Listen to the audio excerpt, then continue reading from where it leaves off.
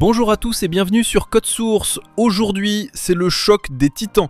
D'un côté, le tout nouvel iPhone 17 Pro Max d'Apple, de l'autre, le redoutable Galaxy S25 Ultra de Samsung.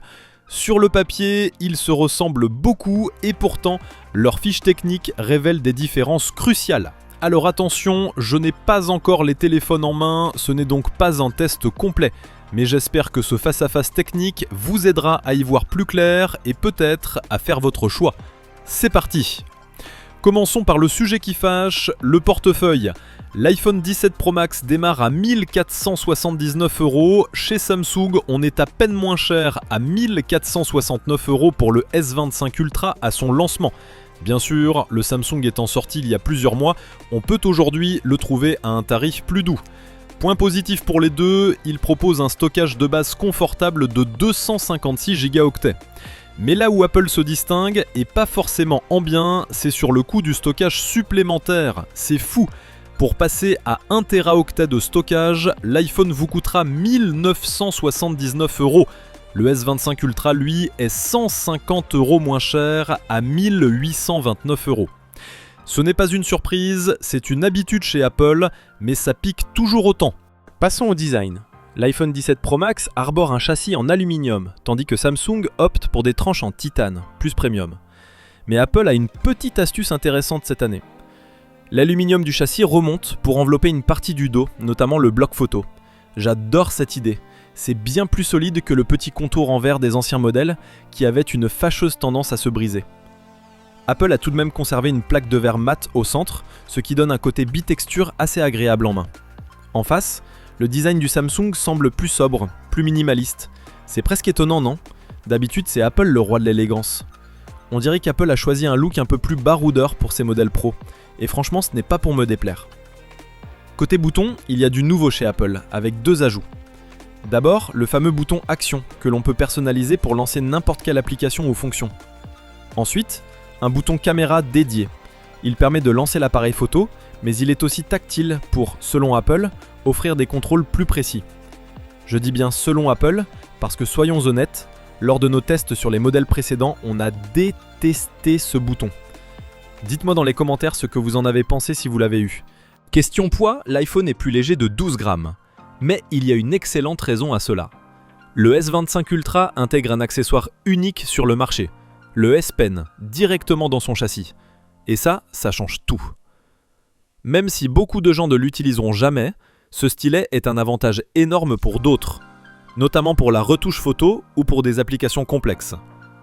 C'est la philosophie de Samsung, qui peut le plus, peut le moins. Les deux smartphones sont grands, très grands, avec une diagonale de 6,9 pouces. L'iPhone est cependant un tout petit peu plus épais, d'un demi-millimètre. Ça semble ridicule, mais à ce niveau, chaque millimètre compte pour les constructeurs. Les deux écrans sont magnifiques, avec une dalle OLED LTPO qui peut faire varier le rafraîchissement de 1 à 120 images par seconde. C'est parfait pour économiser de la batterie et pour avoir une fluidité exemplaire. Mais ils ne sont pas égaux.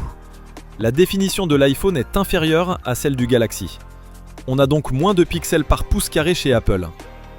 Est-ce que ça se voit vraiment à l'œil nu ? J'en doute, car 460 pixels par pouce, c'est déjà énorme. Par contre, là où l'iPhone frappe fort, c'est sur la luminosité, avec un pic annoncé à 3000 nits contre 2600 chez Samsung. C'est surtout utile en plein soleil. Mais attention, Samsung a un traitement anti-reflet souvent bien plus efficace. Il faudra voir si ce gain de luminosité chez Apple compense un anti-reflet moins performant. Le suspense reste entier. Allez, on passe au module caméra. C'est simple, 3 capteurs chez Apple, 4 chez Samsung. Les deux ont un ultra grand angle et un grand angle. Mais pour le zoom, c'est différent. Apple propose un unique téléobjectif optique x4. Samsung, lui, en propose 2, 1x3 et 1x5. Je précise bien zoom optique, car Apple a tendance à tricher un peu dans sa communication en parlant de zoom numérique. Et soyons clairs, un zoom numérique n'aura jamais la qualité d'un vrai zoom optique. Côté capteur, l'iPhone est cohérent avec 48 mégapixels partout. Samsung, lui, sort l'artillerie lourde, un capteur principal monstrueux de 200 mégapixels et des capteurs secondaires de 50 mégapixels. Ce capteur principal permet des zooms numériques jusqu'à x100. Ce n'est pas toujours très beau, mais ça peut dépanner dans un concert. Il permet aussi de prendre des photos en pleine résolution, avec un niveau de détail assez bluffant. Sur le papier, le Galaxy S25 Ultra semble donc bien plus polyvalent en photo. Cependant, l'iPhone reste souvent le roi de la vidéo, avec de nombreuses options professionnelles, là où Samsung est un peu plus timide, malgré la possibilité de filmer en 8K. Pour les selfies, l'iPhone passe à 18 mégapixels contre 12 chez Samsung. Mais la vraie nouveauté, c'est que le capteur d'Apple est carré. Une idée toute simple, mais franchement géniale. Ça permet de prendre des selfies à l'horizontale sans avoir à tourner le téléphone. C'est bien plus pratique. Côté batterie, on est très proche. 5008 mAh pour l'iPhone, 5000 pour le Samsung. La différence se jouera donc sur l'optimisation logicielle. Et là, j'ai de grands espoirs pour l'iPhone. Apple n'a jamais mis une batterie aussi grosse dans un de ses téléphones et on sait à quel point ils sont doués pour optimiser leur OS. Les premières étiquettes énergétiques européennes semblent d'ailleurs leur donner raison. Pour la charge, léger avantage à Samsung avec 45 watts contre 40 pour Apple. Mais attention, dans les deux cas, le chargeur n'est pas dans la boîte. Là où l'écart se creuse, c'est sur la charge sans fil. Apple propose du MagSafe à 30 watts, c'est excellent. Samsung est loin derrière avec une charge conventionnelle à 15 watts. Cependant, Samsung a une fonctionnalité qu'Apple n'a toujours pas, la charge inversée. Vous pouvez poser vos écouteurs ou votre montre au dos du S25 Ultra pour les recharger.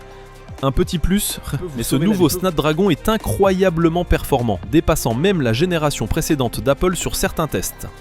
Après, soyons honnêtes. En 2025, cette course à la performance a-t-elle encore un sens pour la majorité des usages ? Probablement pas. Pour le déverrouillage, c'est une question de goût. Face ID chez Apple, caché dans le poinçon en haut de l'écran, ou un capteur d'empreinte sous l'écran chez Samsung. Les deux fonctionnent très bien, mais l'inconvénient de Face ID, c'est qu'il impose un poinçon plus gros et donc moins discret.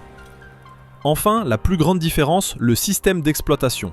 iOS 26 pour l'iPhone, One UI 7 basé sur Android pour le Samsung.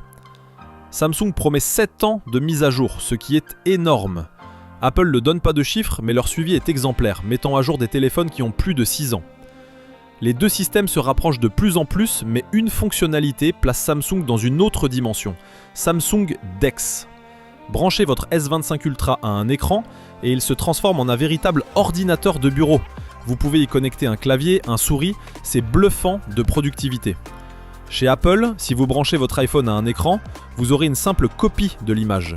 C'est une différence fondamentale qui montre à quel point Samsung pousse la polyvalence.